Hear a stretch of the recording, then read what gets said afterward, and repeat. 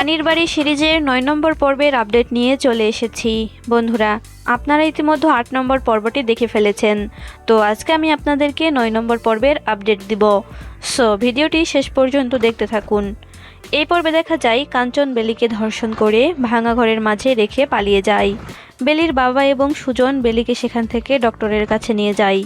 এরপর দেখা যায় সবাই সেখানে কান্নাকাটি করতে থাকে। বেলির সুস্থ হওয়ার জন্য ডক্টর আর্জেন্ট কিছু ওষুধের প্রেসক্রিপশন দেয়।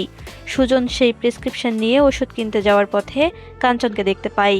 কাঞ্চনকে দেখেই সুজন কাঞ্চনের পিছনে ধাওয়া করে আর কাঞ্চন সুজনের ভয়ে দৌড়াতে থাকে।